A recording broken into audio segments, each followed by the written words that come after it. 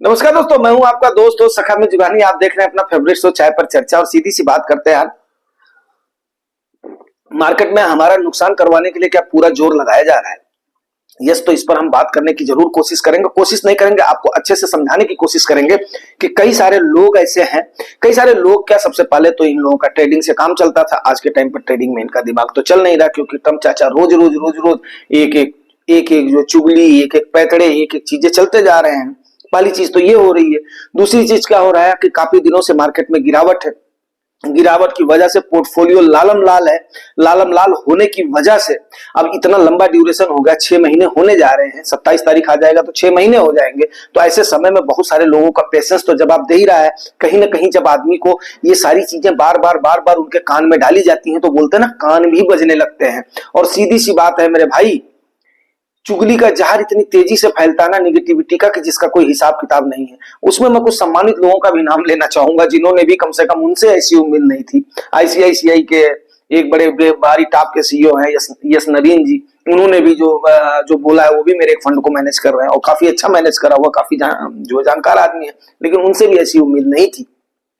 उसके बाद में आपके शंकर शर्मा जी हो गए, समीर अरोड़ा जी हो गए, और लोग, ये तो खाली चंद लोग हैं। बहुत सारे लोग हैं जो कि इस प्रकार का जहर फैला रहे हैं लोगों के मन में डर।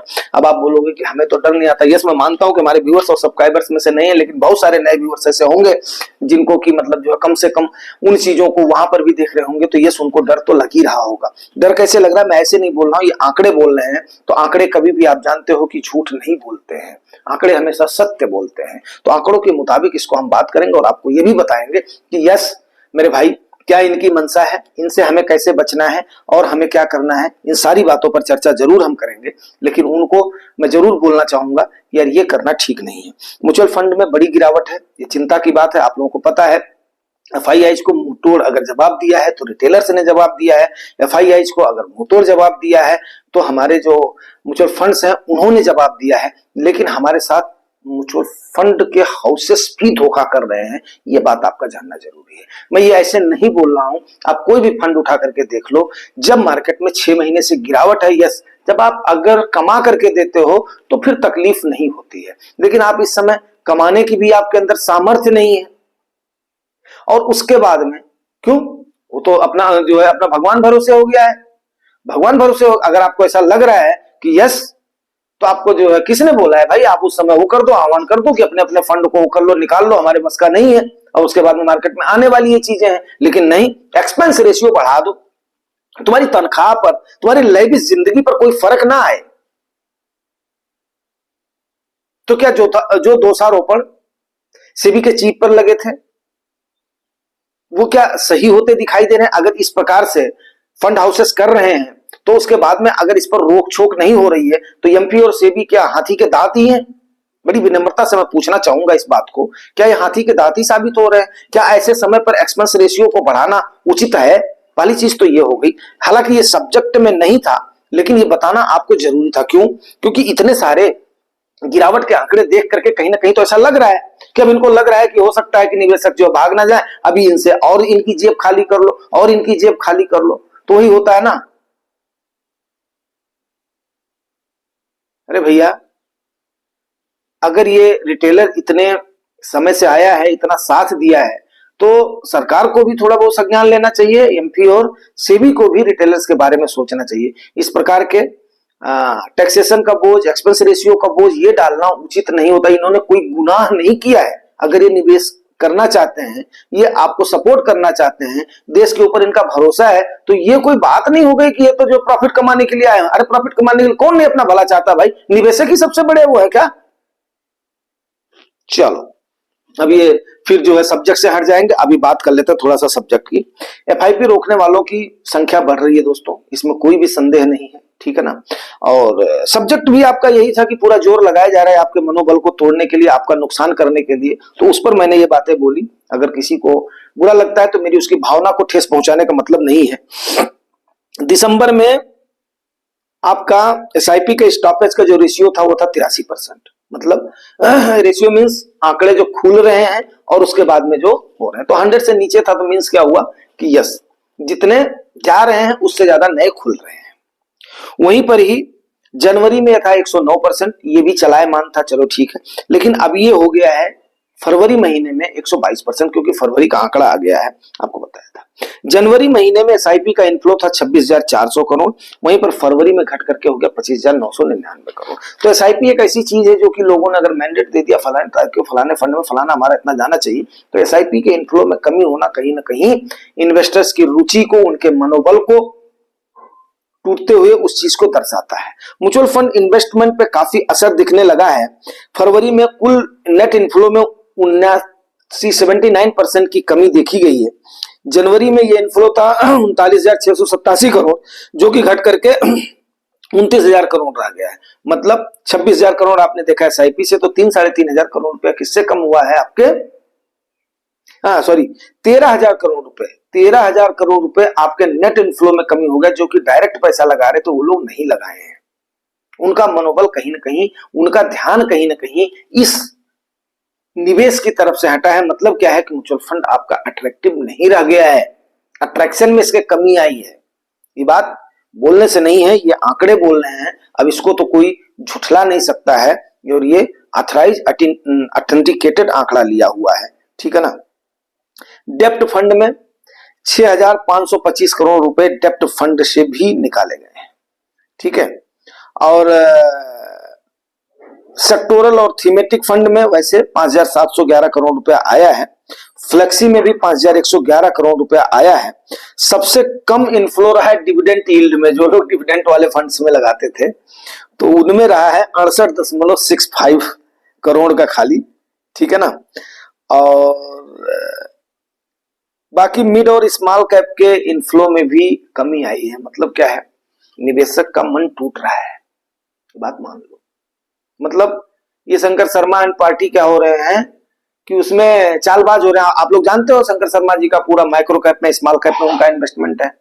कुछ उन्होंने निकाल लिया था, हालांकि हमारे गोदरा सर ने बोला था कि नहीं, उन्होंने मतलब जो मैक्सिमम निकाल लिया था, नहीं सर, उनका हमने खुद पर्सनली चेक किया है, तो काफी सारी जगहों पर वो उलझे हुए हैं और वो काफी परेशान है, काफी ज्यादा उनको नुकसान है। उनको समझ में नहीं आ रहा कि अभी 29-30 तक में ये बात कवर होगी या नहीं कवर होगी। अगर हम म्यूचुअल फंड के लिहाज से देखें तो ये उनके फ्लो पर काफी असर पड़ा है, और उन्हीं पर नहीं, बहुत बड़े बड़े लोगों पर भी असर पड़ा है। मिड और स्मॉल कैप में इनफ्लो कम है। स्मॉल कैप में 35% की कमी आई है, मिड कैप में 34% की कमी आई है, वहीं पर फोकस्ड फंड में 64% की बढ़ोतरी हुई है। तो आपकी जो कमी आई है 3,722 करोड़ रुपए की कमी आई है स्मॉल कैप में, और 3,406 करोड़ की कमी आई है आपके मिड कैप में, और वहीं पर 12,887 करोड़ 1,288 करोड़ रुपया बढ़ा है आपके फोकस्ड फंड में, जो कि 64% बढ़ोतरी है, 12,887 करोड़ रुपया, ठीक है। बाकी आउटफ्लो बहुत सारे में ऐसा नहीं है कि आपके मिड कैप स्मॉल कैप में हो रहा है। अल्ट्रा शार्ट फंड में हुआ है, लिक्विड फंड में भी हुआ, कारपोरेट बॉन्ड फंड में भी हुआ है, हाइब्रिड फंड में भी हुआ है, और उसके बाद में कंजर्वेटिव हाइब्रिड फंड में भी हुआ है, ईटीएफ में भी हुआ, इंडेक्स फंड में भी हुआ है। सबके इनफ्लो में कमी आई है। तो ऐसी कोई बात नहीं है कि आपके ही फोलियो में कमी आई है, ठीक है ना। और म्यूचुअल फंड का एवीएम काफी गिर गया, 4% के आसपास से गिर गया है, जो कि जनवरी महीने में ये 66.98 मतलब 67 लाख करोड़ के आसपास था। वहीं पर ही ये फरवरी में 4% घट करके 64.26 करोड़ रुपए है, लाख करोड़ रुपए, तो 64.26 लाख करोड़ रुपए है। तो अब इसका मतलब ये हुआ कि, लेकिन अभी भी इनका जो एयूएम है वो है आपके एफआईआई से ज्यादा है आज के डेट में। ये एक खुशी की बात है।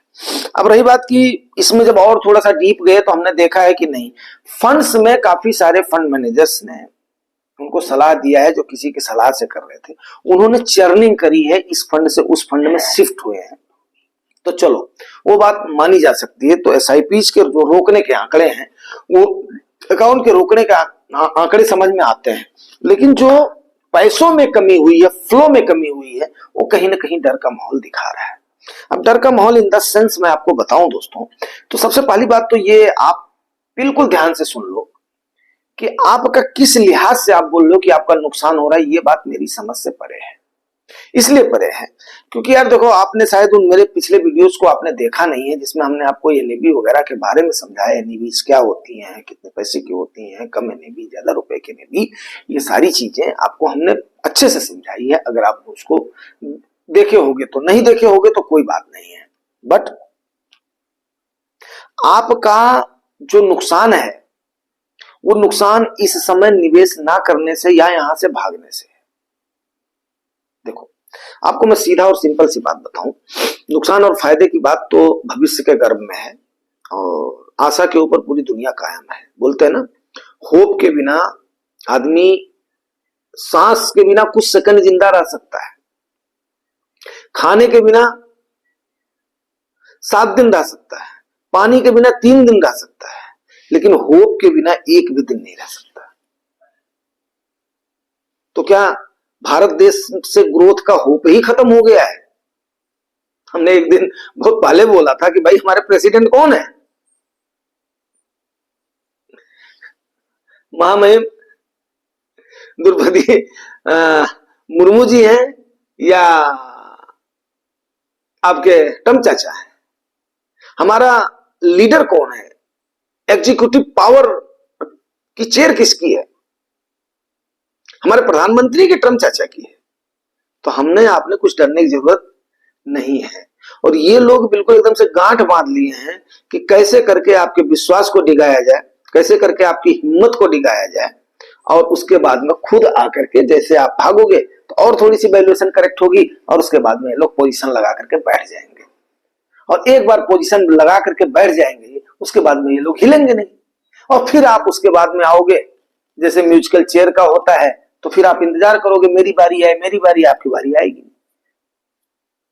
और दूसरी बात आपको एक बात और मैं लास्ट में वीडियो क्लोजिंग से पहले बता देता हूं। कमेंट एंड क्वेरीज में आज जो शाम के सेशन में लूंगा, संडे है वैसे कमेंट एंड क्वेरी तो लेना चाहिए, बट वीडियो लंबा हो जाएगा। आप एक बात बताओ, चलो ठीक है, हम लोग कुछ फंड, एक आध फंड्स में डाउन हुए हैं, बाकी फंड्स में अभी अच्छे खासे प्रॉफिट में बहुत सारे लोग होंगे, लेकिन ऑल टाइम हाई से या नेशनल प्रॉफिट को जोड़ करके अगर देखा जाए, जैसा कि आप लोग जोड़ते हो उसको, तो वहां पर आप एक बात बताओ कि ठीक है सबके पोर्टफोलियो में डाउन है, लेकिन आप खुद अपने दिल पर हाथ रख के सोचो, आज के समय पर आपको अगर जो आपका फोलियो में दिख रहा है, आपको अगर कोई बोलता, भाई देखो आपको गेन तो इसी पर ही मिलना शुरू हो जाएगा ना। कोई बोले हाँ ठीक है हमने मागम खरीद लिया, सस्ते में खरीद लिया, कर लिया, कर लिया, यहां से ही आपका प्रॉफिट शुरू हो जाएगा जो भी है आपका। जैसे ही मार्केट राइज करेगी तो ऐसा नहीं है आपका जो प्रॉफिट नहीं होगा।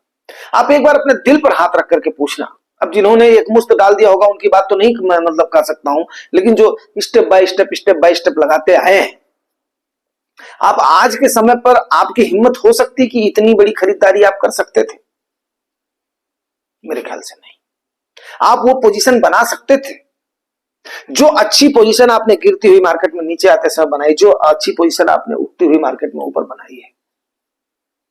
आप एक बार अपने पोर्टफोलियो को देखो, एक बार रिव्यू करो आप उसको, फिर आपको समझ में आएगा, आप खुद बोलोगे यार अब तो मैं नहीं पीछा छोड़ने वाला हूं। अगर आप थोड़ा सा समय दोगे, 2 घंटे 4 घंटे बेशक लग जाएंगे, इतना इस पर, इतना इस पर, इतना इस पर, इतना इस पर, इतना इस पर, इतना इस पर, इतना इस पर, इतना इस पर, इतना इस पर, इतना इस पर, कभी भी आपका मन नहीं करेगा कि मैं तो यहां से हिलने वाला नहीं हूं, ये मेरे को डरा नहीं सकते, ढिका नहीं सकते। तो इनको करने दो, कोशिश करने दो इनको, बाकी आप लोगों की मर्जी है दोस्तों। मैं कोई ये एजुकेशनल चैनल है इसलिए बाई और जो सेल का कोई रिकमेंडेशन नहीं है, बट हाँ पोजीशन तो बनाने के लिए बोल ही सकते हैं कि यस, डटने के लिए बोल सकते हैं, ये सब धुन धुन छट जाएगा। Thank you very much.